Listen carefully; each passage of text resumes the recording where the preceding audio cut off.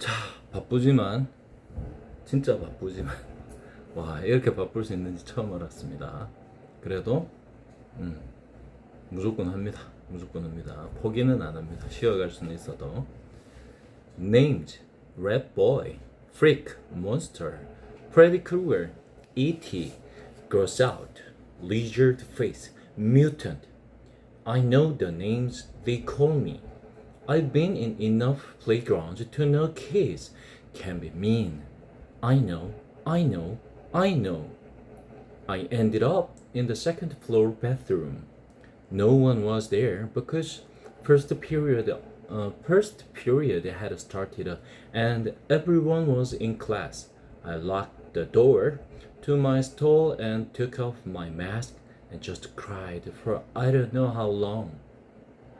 Then I went to the nurse's office and told her I had a stomach ache, which was true because I felt like I'd been kicked in the gut. Nurse Molly called Mom and had me lie down on the sofa next to her desk. 15 minutes later, Mom was at the door. Sweetness, she said, coming over to hug me. Hi, I mumbled. I didn't want her to ask anything until afterward. You have a stomachache? She asked, automatically putting her hand on my forehead to check for my temperature. He said he feels like throwing up, she said Nurse Molly, looking at me with very nice eyes. And I have a headache, I whispered. I wonder if it's something you ate, said Mom, looking worried. There's a stomach bug going around, said Nurse Molly. Oh, geez, said Mom, her eyebrow going up as she shook her head. She helped me to my feet. Should I call a taxi or are you okay walking home? I can walk. What a brave kid, said Nurse Molly, patting me on the back as she walked us toward the door. If he starts throwing up or runs a temperature, you should call the doctor.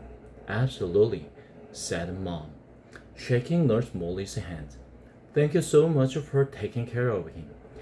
My pleasure, answered Nurse Molly, putting her hand under my chin and tilting my face up. You take care of yourself, okay? I nodded and mumbled, Thank you. Mom and I worked the whole way home. I didn't tell her anything about what had happened, and later, when she asked me if I felt well enough to go trick or treating after school, I said no. This worried her, since she knew, since she knew how much I usually loved trick or treating. I heard her say to Dad on the phone, "It doesn't even have the energy to go trick or treating. Uh, no fever at all. Well, I will if he doesn't feel better by tomorrow. I know, poor thing. Imagine he's missing Halloween. I got out of going to school the next day too, which was Friday. So I had the whole weekend to think about everything. I was pretty sure I would never go back to school again." Part 2. Via. Far above the world, planet Earth is blue, and there's nothing I can do. David Bowie, Space Oddity. A tour of the galaxy. August is the sun. Me and Mom and Dad are planets orbiting the sun. The rest of our family and friends are asteroids or comets floating around the planets orbit, orbit, orbiting the sun. The only celestial body that doesn't orbit August the sun is Daisy the dog, and that's only because to her little doggy eyes, August's face doesn't look very different from any other human's face. To Daisy, all our faces look alike, as flat and pale as the moon. I'm used to the way this universe works. I've never minded it because it's all I've ever known. I've always understood that August is a special and has special needs. If I was playing too loudly and he was trying to take a nap, I knew I would have to play something else because he needed his rest after some procedure or other had left him weak and in pain. If I wanted mom and dad to watch me play soccer, I knew that 9 out of 10 times they'd miss it because they were busy shuttling August to speech therapy or physical therapy or a new specialist or a surgery. Mom and dad would always say I was the most understanding little girl in the world. I don't know about that, just that I understood there was no point in complaining. I've, I've seen August after his surgeries. His little face bandaged up and swollen. His tiny body full of eaves and tubes to keep him alive. After you've seen someone else going through that, it feels kind of crazy to complain over not getting the toy you had asked for, but or your mom missing a school play. I knew this even when I was 6 years old. No one ever told it to me. I just knew it. So I've gotten used to not complaining, and I've gotten used to not bothering mom and dad with a little stuff. I've gotten used to figuring things out on my own. How to put toys together, how to organize my life so I don't miss friends' birthday parties, how to stay on top of my schoolwork so I never fell behind in class. I've never asked for help with my homework, never needed a reminding to finish a project or to study for a test. If I was having trouble with a subject in school, I'd go home and study it until I figured it out on my own. I taught myself how to convert the fractions into this decimal point by going online. I've done every school project pretty much by myself.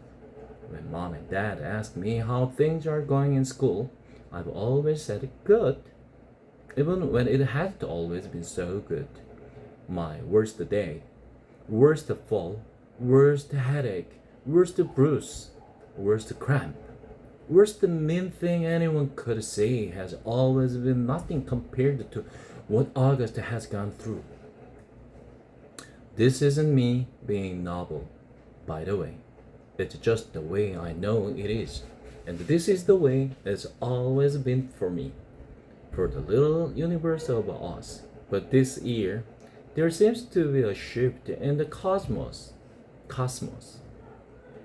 The galaxy is changing. Planets are falling out of alignment.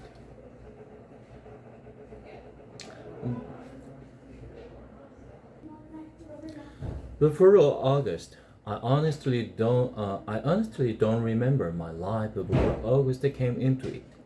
I look at pictures of me as a baby, and I see mom and dad smiling so happily, holding me.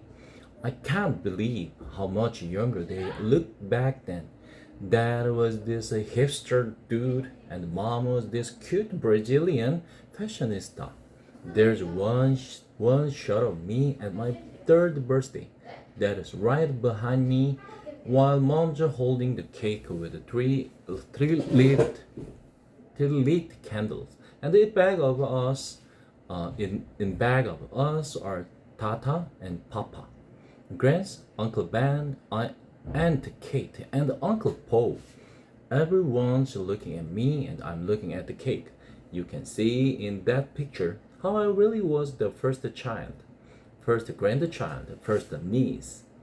I don't remember what it felt like, of course, but I can see it plain as can be in the pictures. I don't remember the day they brought the August home from the hospital. I don't remember what I said or did or felt when I saw him for the first time. Though everyone has a story about it. Apparently, I just looked at him for a long time without saying anything at all. And then finally I said, "It doesn't look like a lily." And that was the name of a doll Grant had given me when Mom was pregnant so I could practice being a big sister. It was one of those dolls that are incredibly lifelike, and I had carried it everywhere for months, changing its diaper, feeding it.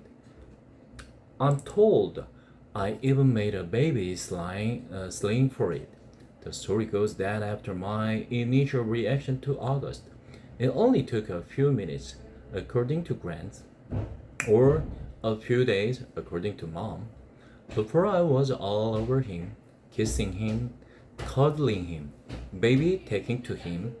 After that, I never so much as touched or mentioned Lily ever again. Seeing August. I never used to see August the way other people saw him. I knew he didn't look exactly normal, but I really didn't understand why strangers seemed so shocked when they saw him, horrified, sickened, scared. There are so many words I can use to describe the looks on people's faces, and for a long time I didn't get it. I did just get mad. Mad when they stared, mad when they looked away. What the heck are you looking at? I'd say to people, even grown ups. Then, when I was about 11, I went to stay with the Grants in Montauk for 4 weeks while August was having his big jaw surgery. This was the longest I'd ever been away from home, and I have to say it was so amazing to suddenly be free of all the stuff that made me so mad.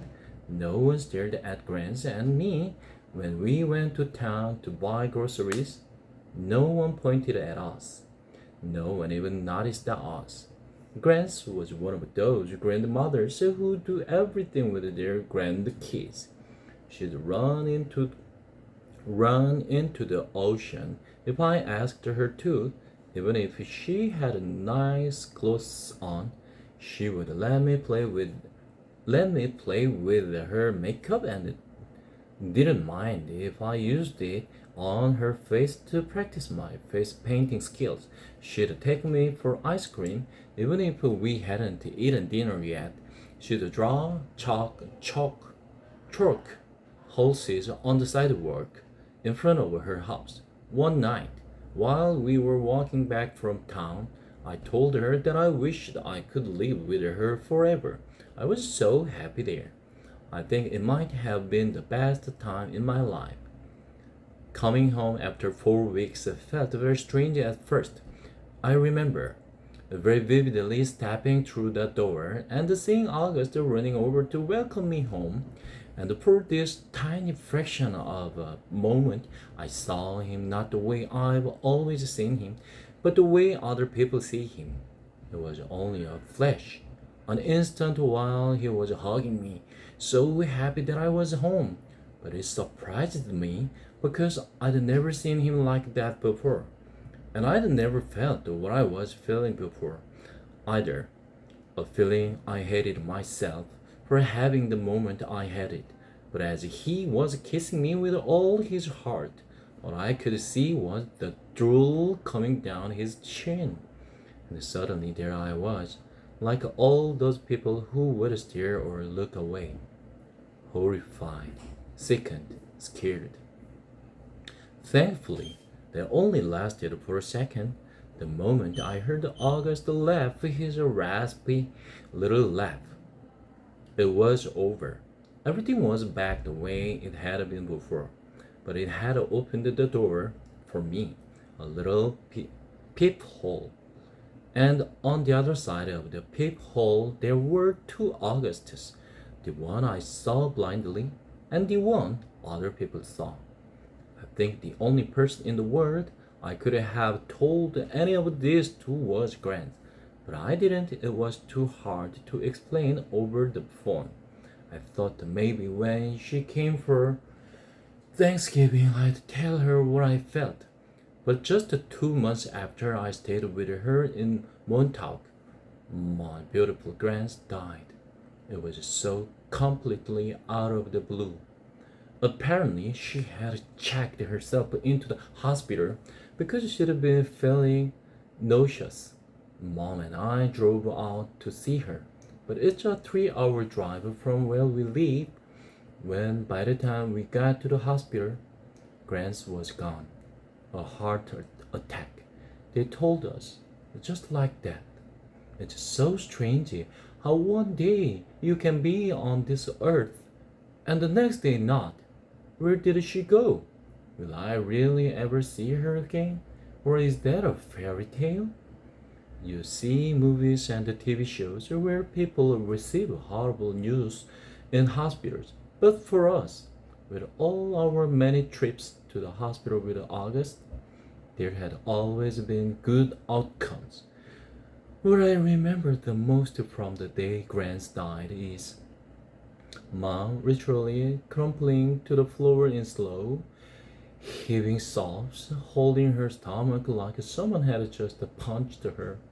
I've never ever seen Mom like that. Never heard the sounds like that come out of her. Even through all of August's surgeries, Mom always put on a brave face. On my last day in Montauk, Grace and I had watched the sunset on the beach. We had taken a blanket to sit on, but it had gotten chilly, so we wrapped it around us and cuddled and talked until there wasn't even a sliver of sun left over the ocean. And then Grant told me she had a secret to tell me. She loved me more than anyone else in the world. Even August, I had asked.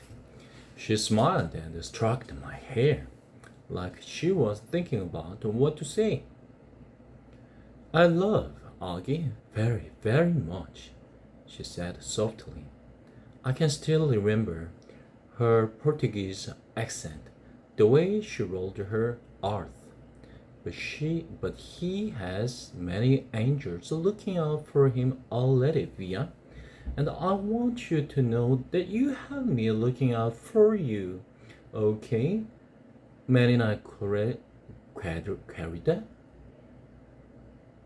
I want you to know that you are number one for me. You are mine.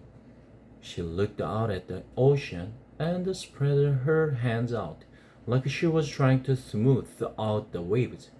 You are my everything. You understand me, Via? To ask me to the. I understood her, and I knew why she said it was a secret. Grandmothers aren't supposed to have favorites. Everyone knows that.